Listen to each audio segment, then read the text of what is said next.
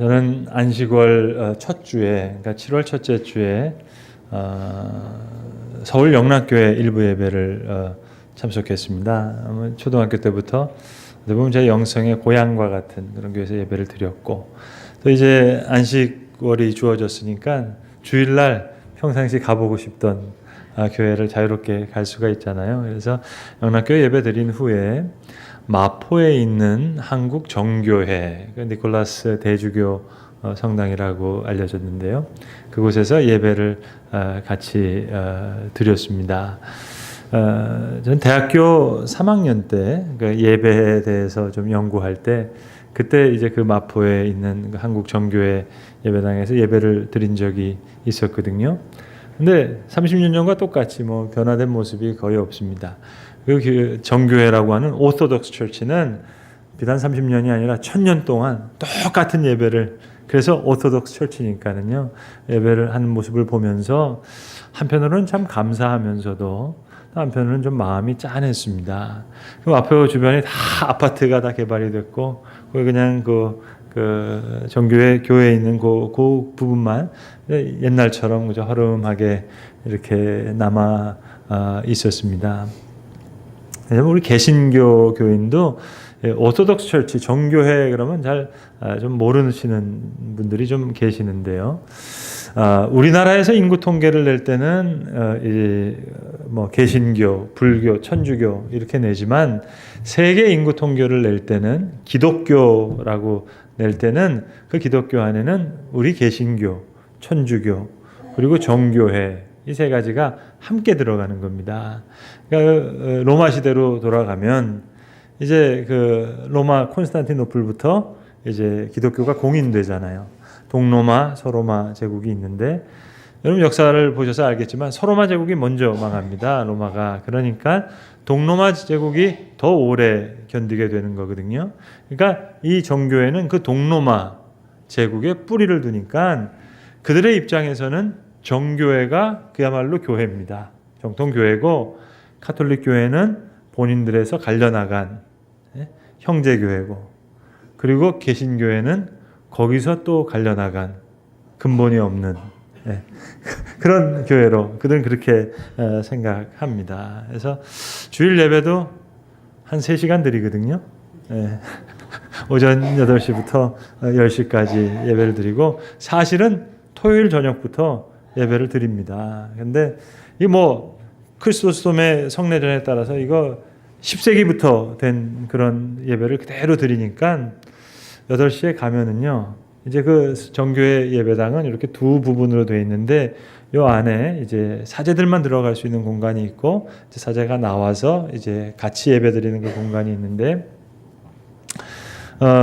이제 예배 시작하면 성가대는 저 2층에 있으니까 소리만 좀 들리고, 이 앞에서 사제가 기도하는 거, 성경 봉독하는 거, 예전 예서를 읽는 것만 이렇게 들리게 되고, 하나님의 창조에서부터 쭉 그걸 재현하면서 감사하는 거예요. 어떻게 그리스도가 이 땅에 오셨는지, 어떻게 잉태되고 태어나셨는지, 그리고 이 땅에 계시면서 어떤 사역을 하셨는지 다 고맙잖아요. 그리고 예수님께서 십자가를 지시고 돌아가신 것, 부활하신 것, 그거 이제 다 감사 그 안에 드립니다. 그리고 이제 그 부활하신 예수 그리스도께서 말씀으로 우리에게 오셨습니다 하는 그 타이밍에서 사제가 성경책을 가지고 나오는 거예요. 그럼 이제 그 교인들이 말씀으로 오신 예수님께 예를 다해서 그 성경에 이제 머리를 조아리는 겁니다. 그게 한 10시쯤 되거든요.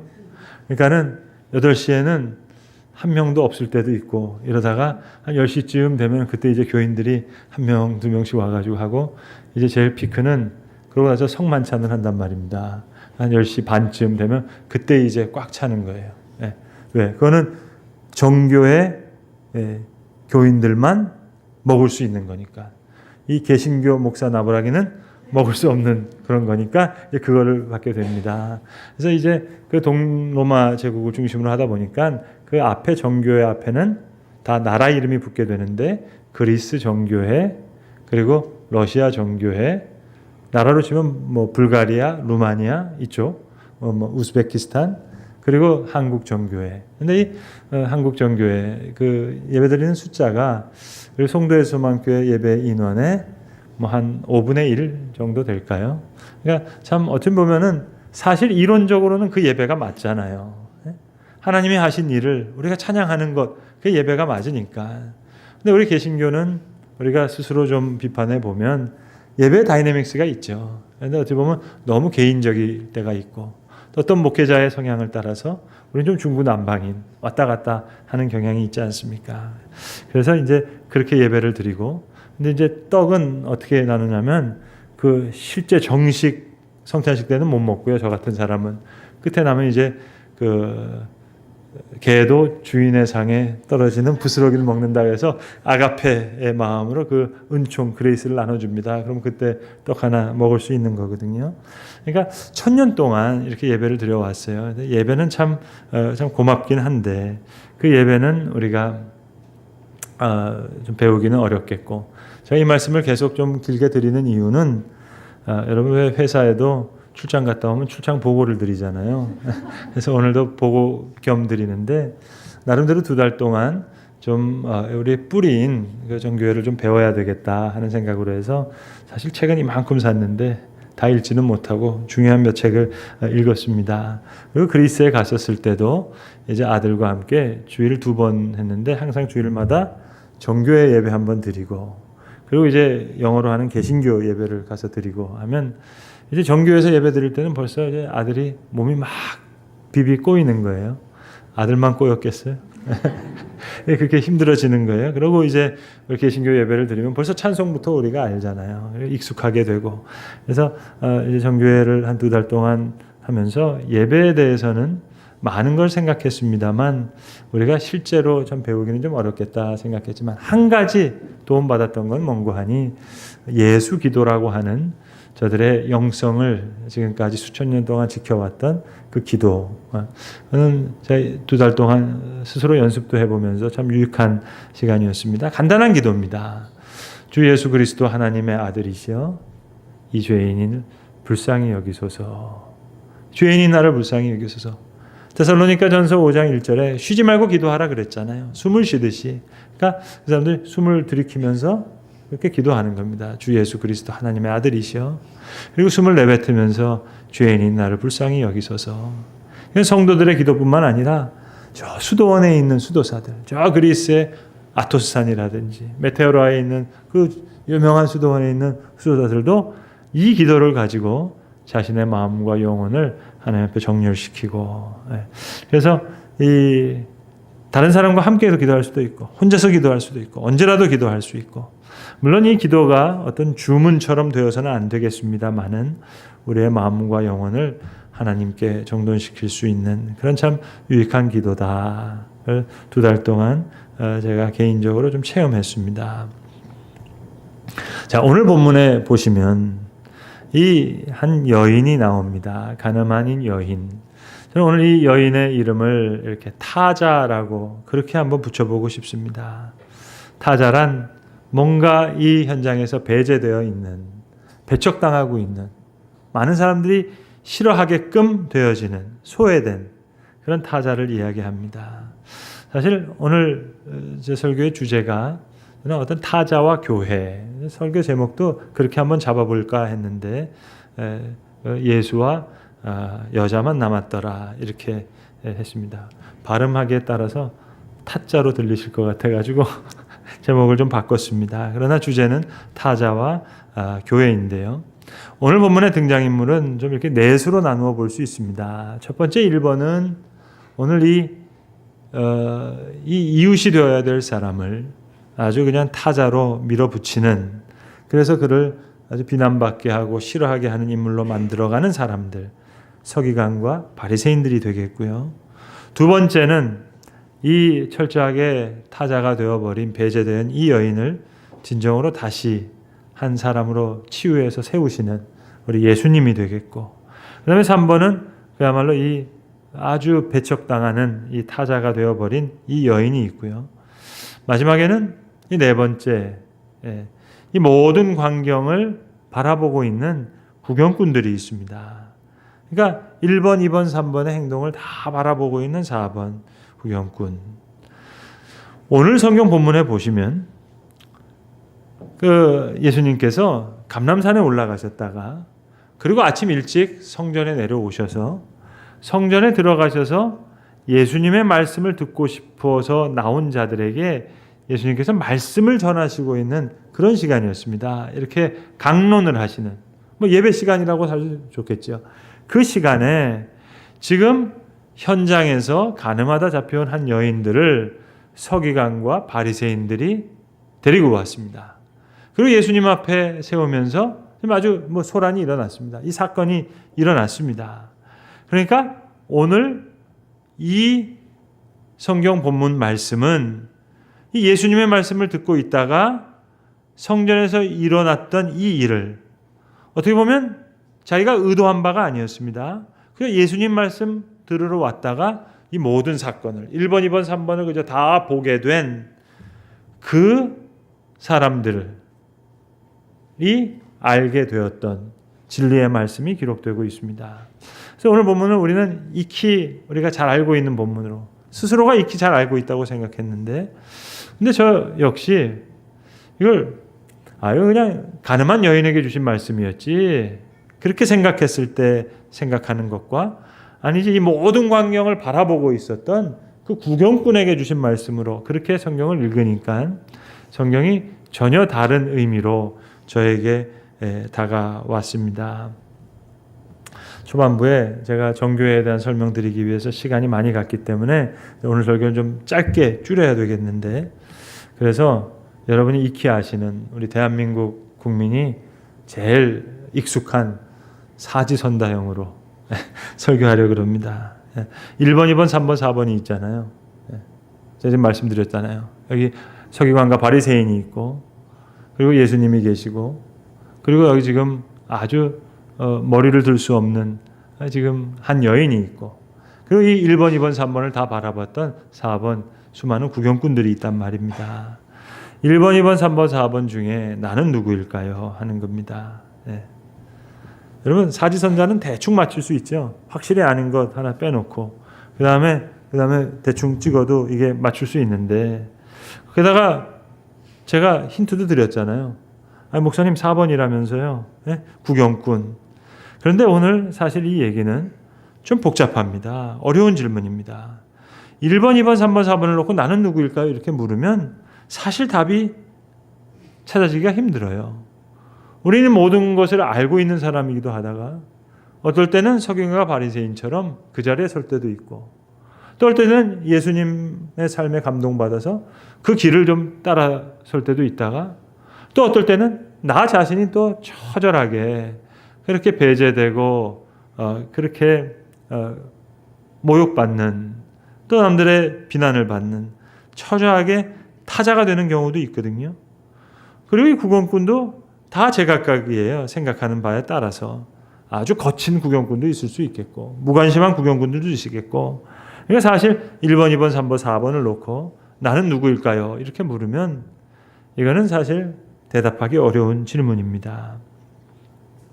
사람, 장소, 환대라는 제목의 좀 다소 흥미로운 책을 한 권 읽었는데요.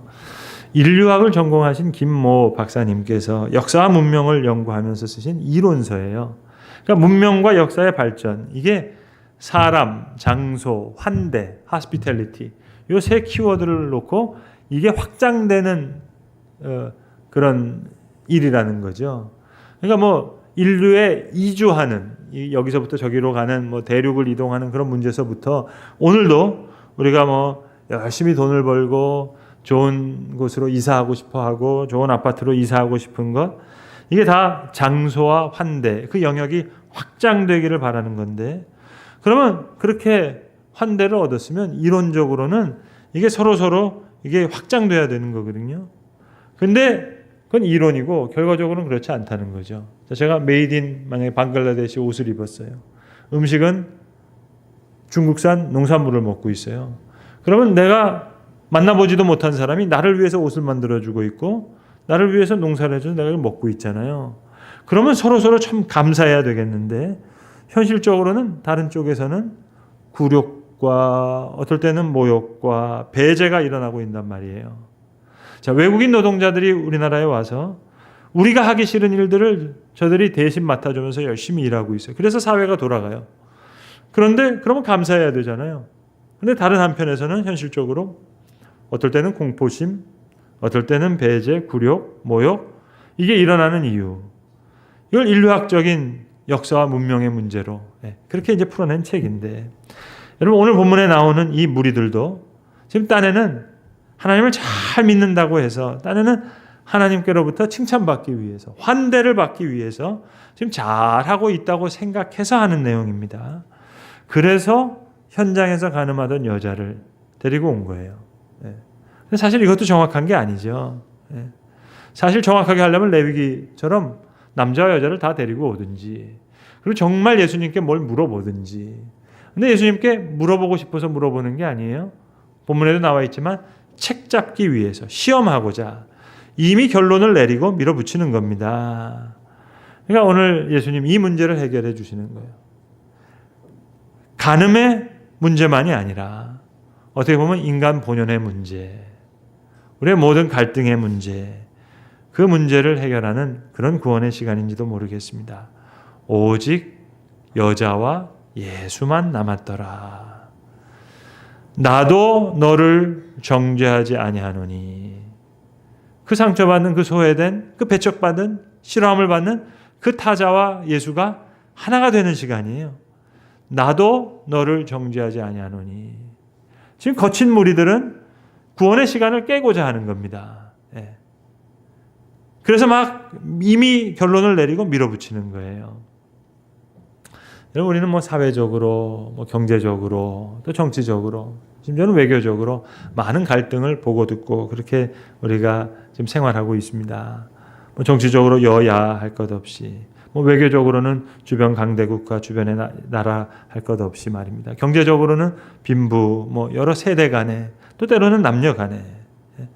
근데 우리가 어떤 국민들이 의견을 낼 때, 자, 뭐 청와대건 국회건 간에 뭐 비판할 게 있다고 생각해 봅시다. 그러나 먼저는 정말 순수하게 물어야 되잖아요. 근데 우리는 사실 잘 묻지 않는다고요. 이번에 아시안 게임을 이렇게 봐도 우리 국민들이 너무 똑똑들 하셔가지고 뭐 다 결론을 내고 벌써 다 안다 이거죠. 그러니까 뭐 감독이건 뭐 선수건 뭐 그냥 거칠게 막 몰아붙이니까는요. 뭐 어떻게 할 바가 없는 거예요. 이게 어떻게 보면 무리들의 특징입니다. 그래서 결과적으로 많은 사람을 이웃이 아닌 타자로 만들어버리는 것.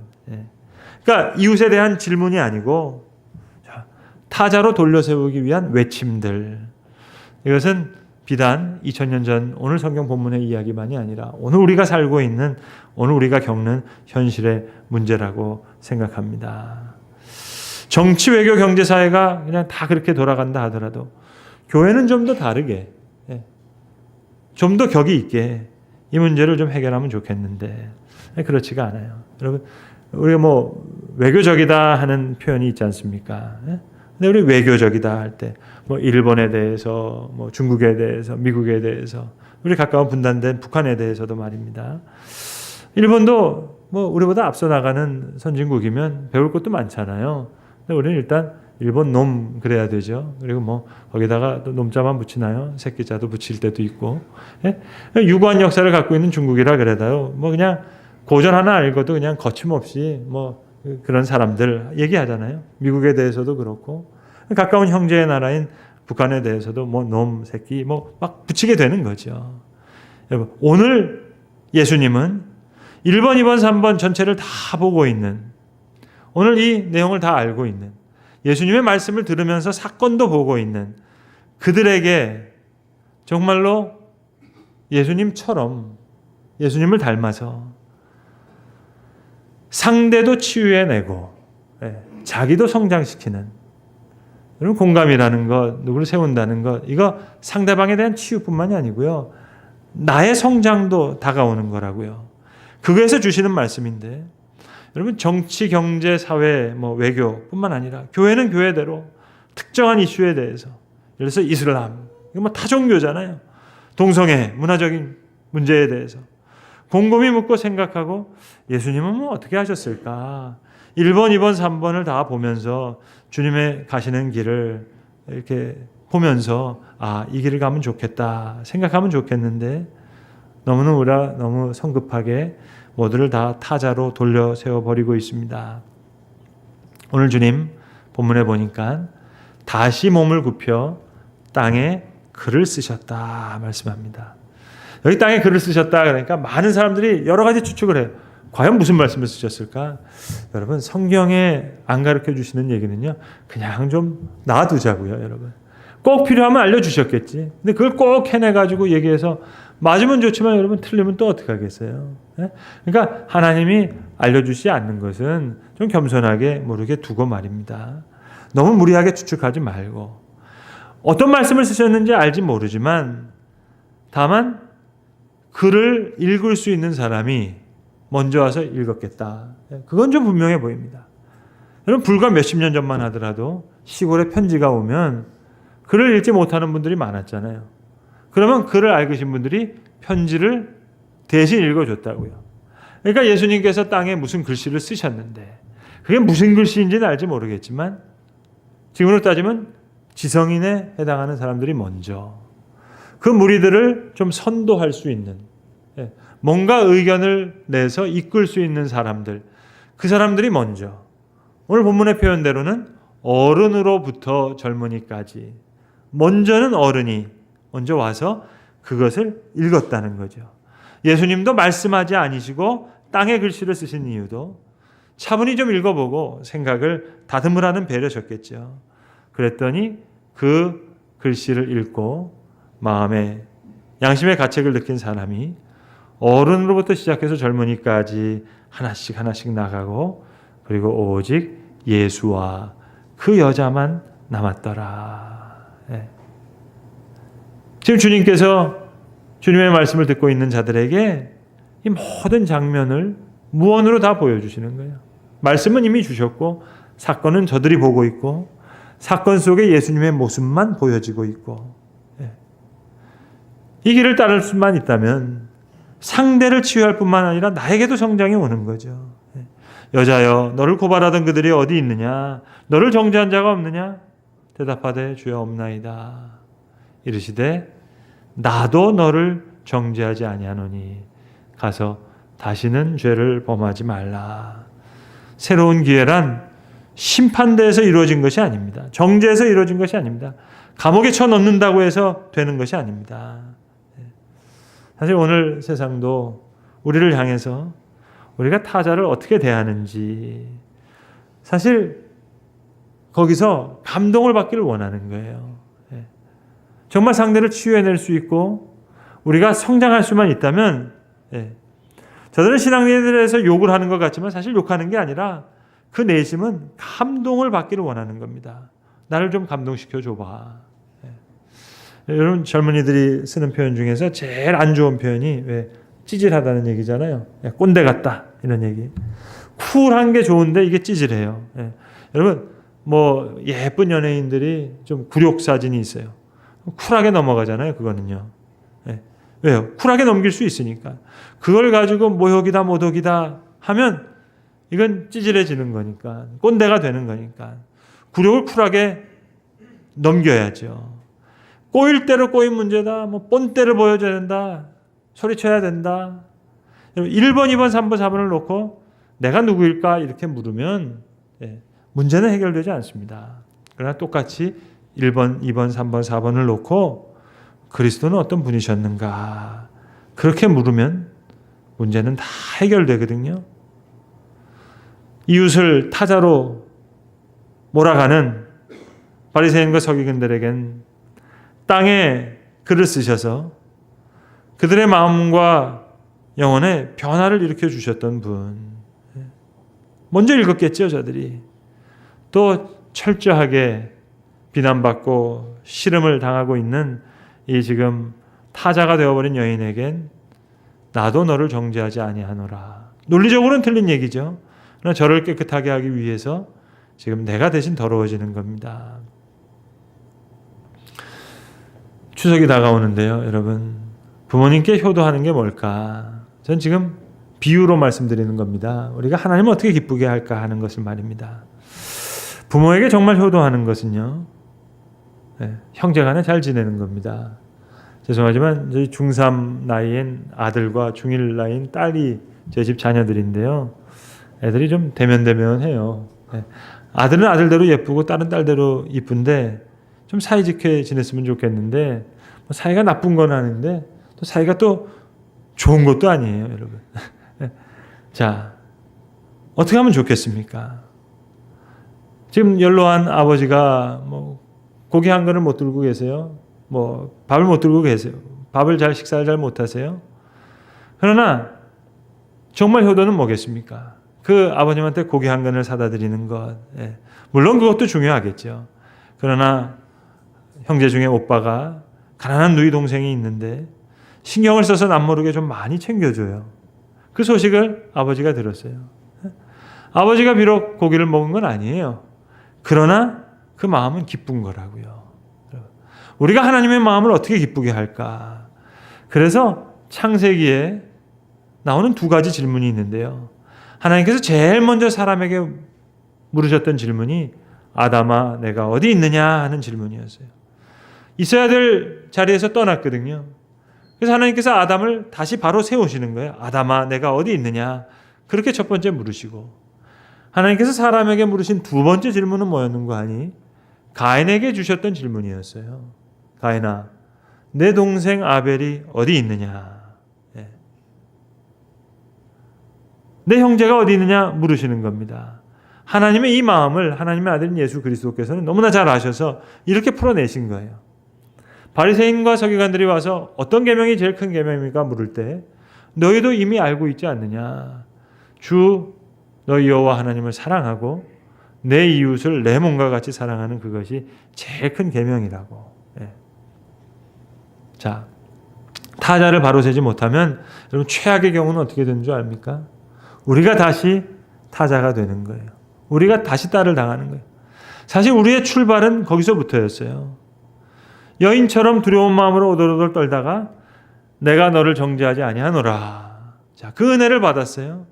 그러면 상대를 치유하고 나도 성장하고 그래서 주님 가신 길로 가야 되는데 그렇지 못할 때 신앙인도 가정에서 타자가 될 수 있고 교회도 사회에서 타자가 될 수 있습니다. 그렇다면 처음에 말씀드린 예수 기도라도 우리가 다시 드려야겠죠. 주 예수 그리스도 하나님의 아들이시여 죄인인 나를 불쌍히 여기소서. 거기서부터 시작됐는데 다시 글로 돌아갔다면 하나님 은총이 다시 필요한 사람이 됐다면 다시 기도해야 되겠죠. 성 시몬이라고 하는 초대교회 수도자가 이런 말을 했습니다. 신앙인의 초보자들이 신앙적인 덕을 잘 쌓지 못할 때 제일 빠른 길이 뭔 줄 아냐? 입을 닫고 눈을 닫고 귀를 닫는 것이다. 주님 앞에 부끄럽게 서 있는 이 여인, 바로 이 홀로 남아있는 바로 이 시간, 이 시간이 지금 창조적인 구원의 기회가 열려지는 시간이었습니다. 유명한 코페르니쿠스가 자기 묘비명을 자신이 직접 썼는데 이런 글을 썼다 그럽니다. 하나님, 저는 바울이 가졌던 특권을 구하지 않습니다. 베드로에게 베풀어 주시는 큰 능력, 그걸 구하지 않습니다. 다만 예수님 십자가 지실 때 옆에 달렸던 강도에게 베푸셨던 그 긍휼을 저에게 허락하여 주세요. 자, 뭔가 우리가 길을 잃었다면 주 예수 그리스도 하나님의 아들이시여 이 죄인을 불쌍히 여기소서 기도하고 그리고 이제 하나님의 질문 앞에 다시 서야 되겠습니다. 아담아, 내가 어디 있느냐? 하나님 앞에서 이 질문에 다시 대답하고 또 내 동생 아벨이 어디 있느냐라는 질문에 이제 다시 새롭게 대답할 수 있을 때 우리는 주님께서 원하셨던 오늘 말씀과 이 사건을 통해서 정말 가르쳐주고 싶으셨던 상대를 치유해내고 자기 자신을 성장의 길로 가게 하시는 그 길을 우리가 가야 될 줄로 압니다. 경제적으로나 사회적으로나 외교적으로나 정치적으로나 모두가 다 타자로 만들어버리는 그 세상이라 하더라도 우리는 오늘 조용히 주님의 모습을 바라보면서 상대를 치유해내고 나를 성장시키는 또 거기에서 무너졌다면 다시 이 죄인인 나를 불쌍히 여기소서 기도함으로 다시 용기를 얻고 다시 구원의 시간을 얻는, 그래야 할 때 내가 너를 정죄하는 자가 어디 있느냐? 없습니다. 나도 너를 정죄하지 않노라. 바로 이런 시간, 이런 구원의 소망을 우리는 다시 노래할 수 있게 될 것입니다. 기도하겠습니다. 아버지 하나님, 오직 예수와 여자만 남았더라 하신 이 시간이 창조적인 구원의 기회가 열리는 시간인 줄로 아는데, 주님, 우리가 사회적으로 또 경제적으로 정치적으로 외교적으로 모든 사람들을 타자로 밀어붙이는 그런 시간을 우리가 살아간다 하더라도 오늘 주님께서 보여주시는 모습을 우리가 배우게 하시고 또 그 길을 따라가게 하여 주셔서 다시 구원의 소망을 노래할 수 있고 다시 구원의 시간을 잉태할 수 있는 그런 지혜로운 하나님의 자녀들로 살아가게 하시옵소서. 우리 주 예수 그리스도의 이름으로 기도합니다. 아멘.